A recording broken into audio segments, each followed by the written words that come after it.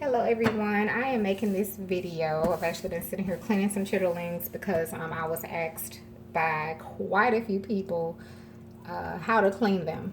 People just wanted to know how to clean them so they can cook them for themselves. This video will help you some, but it's definitely going to take hands-on experience and practice. You definitely won't be able to watch this one time and go clean and cook them for yourself. I mean, you may be able to, but I wouldn't recommend it. I would recommend you practice first before, because you don't want to eat this gooky stuff. Um, the brand that I'm using is Quinella, and these are just the pork chitterlings. They say that they're cleaned, but definitely need to be checked out. Sometimes they won't be too bad. Like these aren't too bad, but you definitely want to clean them, look at them and clean them as you need to, and definitely wash them pretty good. So let me get one that'll be a little easier. So you want to grab a chitterling, and just keep in mind this is a tedious thing, and it takes a lot of time, because you definitely don't want to rush through it. You want to get all of the extra gook out of there. So this is the back part, or one side of it, but this is the side you want to make sure it's clean. So we're gonna pull all this. Obviously, that you don't want that. So you want to pull that off. Usually, there's a little place where you can where the skin kind of comes apart, and you can pull where that skin is. That's where you want to get to. If you look at it closely, there's usually a piece of skin that you can find an area and start peeling at it, and it makes it easier as far as getting it cleaned. And once you clean through all of them, don't leave any unclean. Any ones that aren't cleaned, meaning you took all this stuff off, you don't want to eat them, you don't want to cook them. I've been cleaning chitterlings since I was 14 years old. I only eat them once a year though, if that. I don't eat them once a year every year. I just have to kind of be in the mood for them, and I usually cook them around Thanksgiving or Christmas. But I made some last Thanksgiving, and I got so many inboxes. I was shocked at how many people inboxed me. As you can see, I got all that stuff off there, but we're still gonna wash them. So I have a little bowl here, the ones that I cleaned, and this is the gooky stuff. Now look, they're about even. So that's why when you cook them, it's like literally none left. But I got so many inboxes, you all, after I posted my Thanksgiving plate on last year. I was shocked at how many people wanted to know how to clean chitterlings, and they asked me to post a video, and I hadn't done it yet because I really don't eat them like that. And I'm not even sure even now if I'm going to cook these today. I may just clean them and put them in the freezer. But this big one is actually clean. This is just fat. That's on there. I don't know if you can see. It's clean. So that's what you want to look for. This side is usually with the skin. It's fine, but this is the side you want to look at, and this one's clean. That's why I said they're pretty good. Some of them some of them are already clean. You don't even have to do nothing to them. Those that clean them know that, but you want to definitely check every one. So with this one, you definitely want to get that off. So usually find a little spot where you can peel that little skin off, and it makes it a lot easier once you locate that place on the chitterling.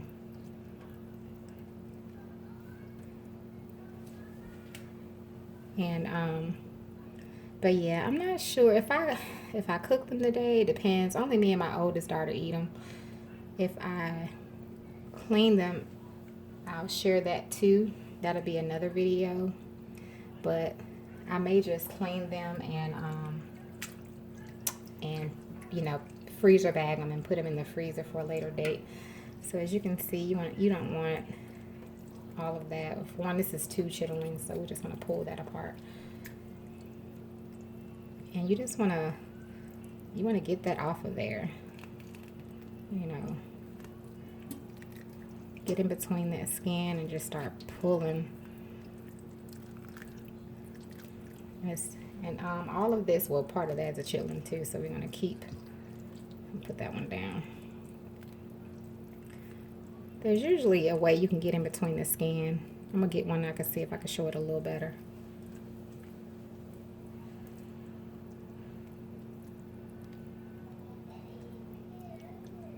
Okay, do you see that? How, oh, I'm sorry, I was down some, but it's like you can kind of get in between and peel that extra layer.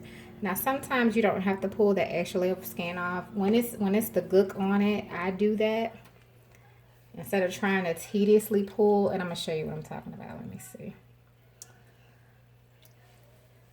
I'm gonna have to pull that extra layer. Okay, well, you see this stuff on there. So you kind of just want to go and see where you can see how I just found that little spot and just start peeling. Once you're actually looking at them, you can actually see where to kind of start from, or you can just find your own spot. Just find a spot where you can start to begin to peel that off. Like that. And you just want to pull that off like that. Now, see?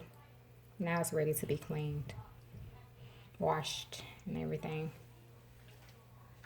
So I'm gonna so like I said, you just want to keep doing that for all of them.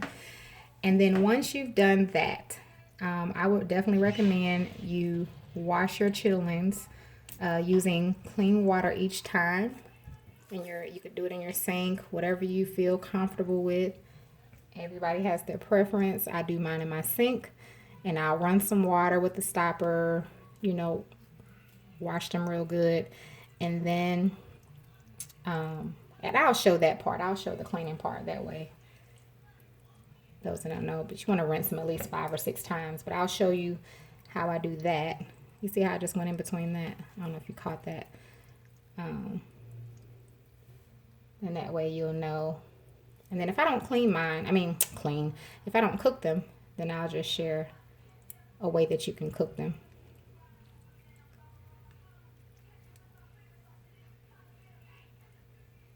This is just such a tedious process. My daughter was like, I want some. Actually, all my kids eat them, but me and my oldest daughter, we're the ones that really eat them.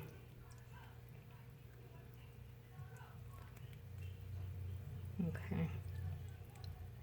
Yeah, but the more you do them, the more you'll get the hang of it. And you'll see it's really not that bad. Some people do chitterlings, shoot, every Sunday. I don't know how, but they do. More power to them. I can't clean these things like that. Oh gosh. It's like, Lord, no.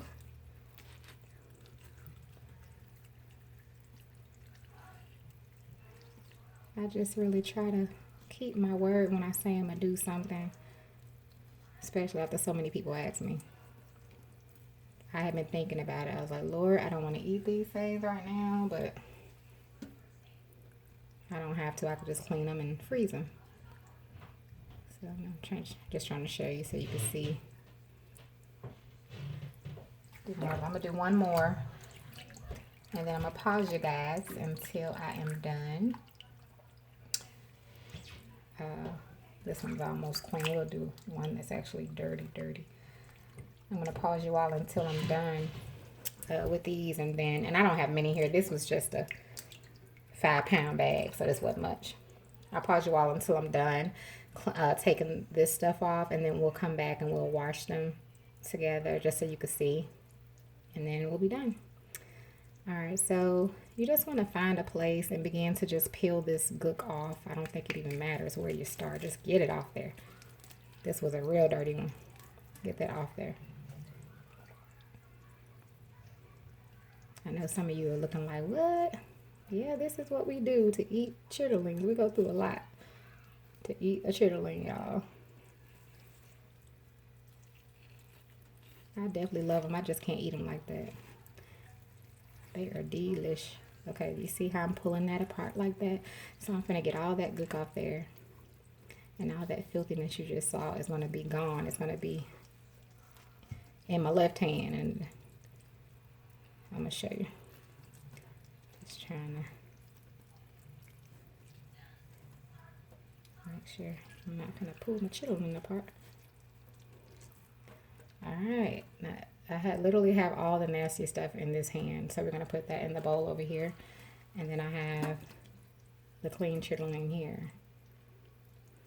And some people cut theirs. I think I'm gonna cut mine. I'm gonna cut them with some shears before I put them in the bag, or I may cook them. I don't know. We'll see. But there's that. All right, so I'm gonna put y'all on pause, and then we'll come back when we're ready to clean them. Okay, you all. So I'm done cleaning the 5 pounds. Let me show you something. So the package states that they're triple clean.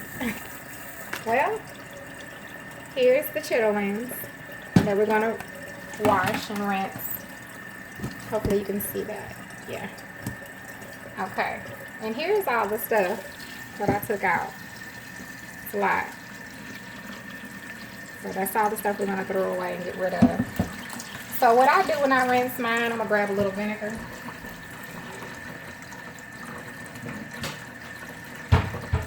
Rinse them 5 times in some cold water.